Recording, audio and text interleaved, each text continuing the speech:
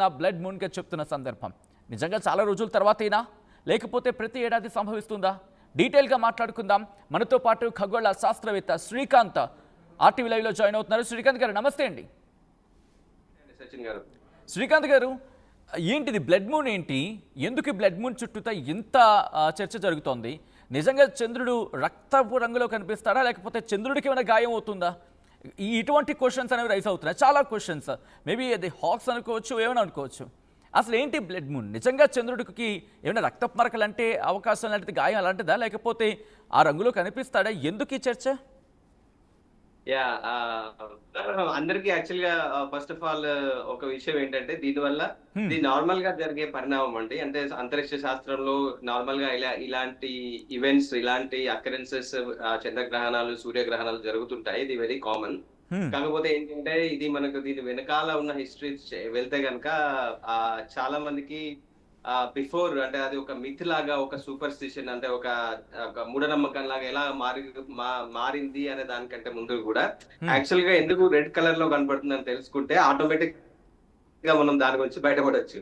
So ఏమైతుందంటే, actual గా మీరు చూస్తే ఇప్పుడు మనకి చంద్రుడికి తన ఓన్ లైట్ ఉన్నదండి. అది సన్ లైట్ ని రిఫ్లెక్ట్ చేస్తుంది, సూర్యకాంతిని అది మళ్ళీ రిఫ్లెక్ట్ చేస్తుంది అనమాట. మీరు గ్రహాలకు కూడా సొంత లైట్ ఉండదు. అవన్నీ సన్ లైట్, అంటే సూర్యరశ్మినే మళ్ళీ సూర్యకాంతినే అవన్నీ వెనకకు పంపించడం వల్ల మనకు కనబడుతుంటాయి అనమాట. సో మనకి ఇక్కడ సూర్యుడు ఉన్నాడు, ఇక్కడ భూమి ఉంది, ఆ భూమి చుట్టూ చంద్రుడు తిరుగుతూ ఉన్నాడు. సో ఇప్పుడు ఇలా తిరుగుతున్నప్పుడు, ఇక్కడ ఉన్నప్పుడు, ఇలా ఈ చంద్రుడు ఈ ప్లేస్ లో ఉన్నప్పుడు, ఈ భాగం అంటే ఈ హాఫ్ అనేది సూర్యకాంతితో ఉండడం వల్ల మనకు హాఫ్ మూన్ లాగా కనబడతాడు. ది సేమ్ టైం ఇక్కడ ఉన్నప్పుడు కూడా ఈ హాఫ్ ఈ సైడ్, అప్పుడు ఈ హాఫ్ కనబడుతుంది అనమాట. మీరు గమనించుకుంటారు. అదే ఇప్పుడు సూర్యుడికి ఎదురుగా ఉన్నప్పుడు ఆబ్వియస్ గా చంద్రుడి బ్యాక్ సైడ్ లైట్ పడుతుంది, కానీ మన సైడ్ లైట్ పడదు కాబట్టి మనకు కనబడదు. దాన్ని అమావాస్య అనుకుంటాం అనమాట. న్యూ మూన్, దాన్ని మనం ఖగోళ శాస్త్రంలో న్యూ మూన్, లేదంటే నో మూన్, లేదంటే ఈ తెలుగులో అయితే అమావాస్య అని అనుకుంటాము. సో మీరు ఒక చాలా మందికి వచ్చే డౌట్ ఏంటంటే, ఇప్పుడు ఇలా భూమి చుట్టూ ఇలా తిరుగుతున్నప్పుడు మరి భూమి వెనకాలకు వెళ్తుంది కదా ఒక్కొక్కసారి చంద్రుడు. అవును, వెనకాలకు వెళ్ళినప్పుడు ఆబ్వియస్ గా మనకు ఈ గ్రహణం అనేది ఏర్పడుతుంది. రైట్. అయితే ప్రతి పౌర్ణమి టు పౌర్ణమి ఇక్కడికి వచ్చినప్పుడు పౌర్ణమి కదండి, ఫుల్ లైట్ పడుతుంది కదా, దాన్ని పౌర్ణమి అంటాము. అంటే పౌర్ణమికి ప్రతిసారి గ్రహణం రావాలి కదా, మరి ఎందుకు రావట్లేదు అంటే, ఈ చంద్రుడు తిరిగే కక్ష ఏదైతే ఉందో అది ఇలా ఈ లైన్ లో ఎగ్జాక్ట్లీ ఉండదండి, కొంచెం క్రాస్ లో ఉంటుంది. రైట్. 5 degrees లో ఉండడం వల్ల ఐదర్ అది భూమి పై భాగంలో లేదంటే కింది భాగంలో ఇలా వస్తుంది, లేదంటే ఇలా వెళ్ళిపోతుంది. అంటే భూమికి పర్ఫెక్ట్ బ్యాక్ సైడ్ రాదనమాట. కాకపోతే ఏంటంటే, భూమి కూడా సూర్యుని చుట్టూ తిరుగుతుంటుంది, చంద్రుడు భూమి చుట్టూ తిరుగుతుంటాడు, సూర్యుడు కూడా అంతరిక్షంలో ఇలా వెళ్తూ ఉంటుంది. సో ఇదంతా చూసుకుంటే గనక సంవత్సరానికి 3-4 సార్లు మాత్రమే వారి లైన్ లో వస్తాయి అనమాట. అలైన్మెంట్ అంటారు. సో అలా అలైన్మెంట్ వచ్చినప్పుడు మనకి ఈ గ్రహణాలు అనేటివి ఏర్పడతాయి అనమాట. ఇప్పుడు మనం చంద్రగ్రహణం చూసుకుంటే గనక ఇలా వచ్చి ఇప్పుడు భూమి వెనకాలకు వస్తుంది అనమాట. అంటే భూమి నీడ చంద్రుడి పైన పడుతుంది, అంటే భూమి వెనకాలకు పడుతుంది అనమాట. కానీ ఇక్కడ మీరు చాలా మందికి ఒక క్వశ్చన్ అడగచ్చు, అంటే మనం నైట్ సైడ్ లో ఉన్నాం కదా, మరి చంద్రుడు ఎలా కనబడుతున్నాడు అంటే, సన్లైట్ సూర్యకాంతి పడట్లేదు, సరే రెడ్ గా ఎందుకు మారుతున్నాడు, అసలు ఎందుకు కనబడుతుంది బేసికల్ గా? ఎందుకంటే మనం నీడలో ఉన్నాం కదా. చాలా మందికి ఈ విషయం తెలియదు. యాక్చువల్ గా ఏమైతుందంటే, మన సూర్యకాంతి అనేది యాక్చువల్ గా వైట్ లైట్ అంట. అది మన మిట్ట మధ్యాహ్నం సూర్యుడు ఎలా చూస్తాం, కంప్లీట్ గా వైట్ కలర్ లో ఉంటాడు కదా. కానీ వైట్ కలర్ ఏంటంటే, it's a combination of colours. అంటే దానిలో ఒక 7 కలర్స్ ఉంటాయి. రెయిన్బో చూసుంటాం మనం. ఇంద్రధనస్సులో మనకు విబ్జియోర్ అనే కలర్స్ ఉంటాయి.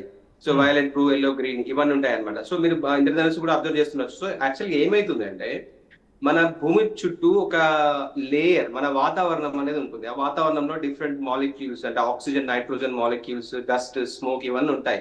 అవి ఈ వైట్ లైట్ ని ఏం చేస్తాయంటే, ఇప్పుడు ఉదాహరణకు మీరు సూర్యాస్తమయం లేదంటే మార్నింగ్ సూర్యోదయం ఈ రెండు చూసినప్పుడు సూర్యుడు కంప్లీట్ గా మీకు ఆరెంజ్ కలర్ లో కనబడతాడు.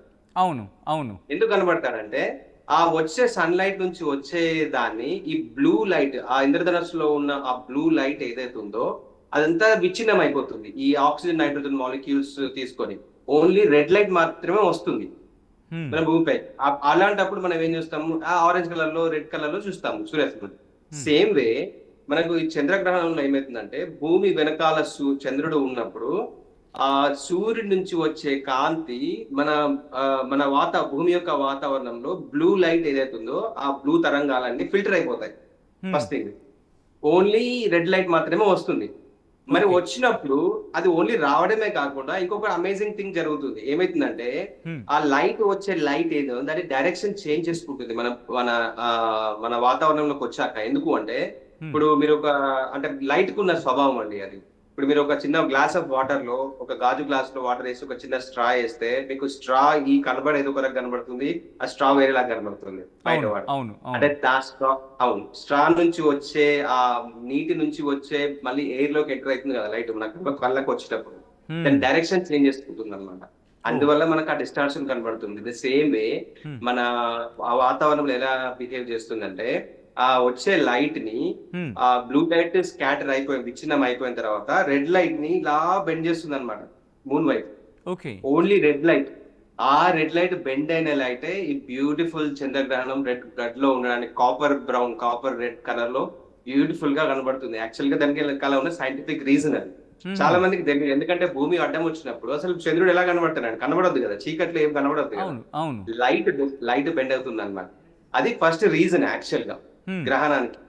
So okay. దీని ఇంకా సో ఇన్ని నిమిషాలు రావడానికి కూడా కారణం ఏంటంటే ఆ నీడలో ఎంతసేపు గడుపుతుంది ఆ చంద్రుడు తిరిగేటప్పుడు అనేది వివిధ రకాల అంశాలపై డిపెండ్ అయి ఉంటుంది. ఉదాహరణకి హ్మ్. ఇప్పుడు భూమి సూర్యుడి చుట్టూ తిరిగే కక్ష ఏదైతే ఉందో అది పర్ఫెక్ట్ గా సర్కిల్ లాగా ఉండదండి అది. ఓకే. అది ఇట్లా అది దాన్ని ఏమంటారంటే ఇట్లా ఎగ్ షేప్ లో ఉంటుంది అనమాట. హ్మ్. సో కొన్నిసార్లు దగ్గరగా వస్తుంది, కొన్నిసార్లు దూరంగా వెళ్తుంది. అంటే భూమి నీడ అనేది చేంజ్ అవుతూ ఉంటుంది. ఇప్పుడు ఉదాహరణకి గోడకి మీరు చిన్నప్పుడు మీ బెడ్రూమ్లలో కానీ జనరల్ గా మీరు పిల్లలతో ఆడుకున్నప్పుడు ఆ గోడ పైన చేతి పెట్టి టార్చ్ లైట్ ఫోన్ ఆన్ చేస్తే మీకు ఈ టార్చ్ లైట్ దీని దగ్గరకు వచ్చిన కొద్దీ ఆ నీడ అనేది సైజ్ చేంజ్ అవుతూ ఉంటుంది మీకు. హ్మ్. హ్మ్. చాలా మంది అబ్జర్వ్ చేసుంటారు. అంటే మీకు లైట్ సోర్స్ అనేది దూరంగా దగ్గరగా వచ్చినప్పుడు మీ షాడో గోడ పైన పెద్దగా ఉంటుందా చిన్నగా ఉంటుందా అనేది డిసైడ్ చేస్తుంది. హ్మ్. సో ఇప్పుడు జరిగేది అంత ఎందుకు ఉందంటే మనకు సన్ దగ్గరగా ఉంటుంది అనమాట ఇప్పుడు బేసికల్ ఓకే. గా. ఓకే.